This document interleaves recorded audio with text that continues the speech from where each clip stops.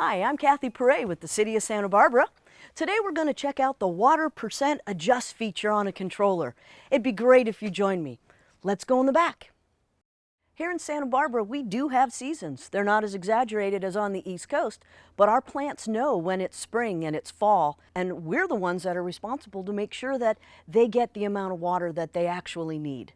In the spring, we still have moist air and residual moisture from our winter season, so we need to slowly increase the amount of water that we're applying to the landscape. In the fall, it's getting dark earlier, the plants are starting to go dormant, and we need to reduce the amount of water that we're applying to the plants because they're just not using it. So when we're looking at the spring and the fall watering, we call those the shoulder seasons. The summers obviously are hottest.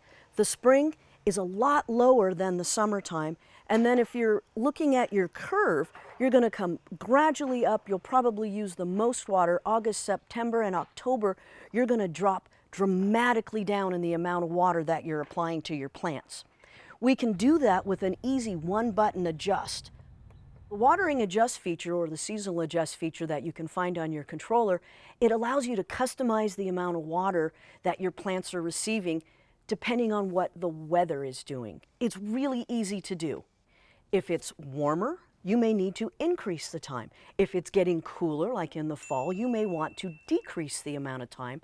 And by doing that, you take the seasonal adjust button and you change the percentage of the amount of time that you have currently scheduled. The number is actually posted on waterwisesb.org. One of the first things to do when you're going to use your seasonal adjust button or your watering index is to actually look at your controller and see what you're watering in the summertime usage. So we're going to come here, I look at my run time, and I'm running for 18 minutes. Well, let's imagine now that it's the fall, and we know it's getting dark at 5 o'clock, it's foggy at night, it's nice and cool in the morning, the plants aren't growing very much. I really only need to water maybe only 40 or 50%. So I'm going to come down to this seasonal adjust percent here. This controller lets me adjust it every month.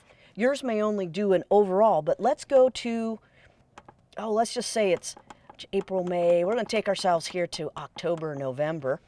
At this point, it's watering 100%. That'd be the full 18 minutes. I'm just going to take it down. I really only want to water it 40% based on the watering adjust feature that I can look up online.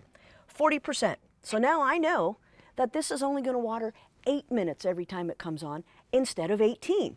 I put it back up to run, and every single one of my zones are going to water less than half of the amount of time you were watering in August.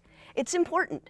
Every time you can adjust this, you're applying just what the plants need, no more and no less than what they have. Most people overwater by 5 feet a year.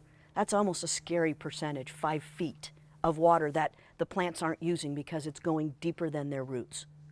If you go home and you look at your controller and you don't have that percent adjust feature, it's okay, you can still do it. Look at your controller, see how many days a week you're watering. If you water 3 days a week in the summertime, that's your 100%. Take 1 day off. Now you're watering 66% of the time. Usually that's going to be your biggest shoulder month time, the fall and the spring.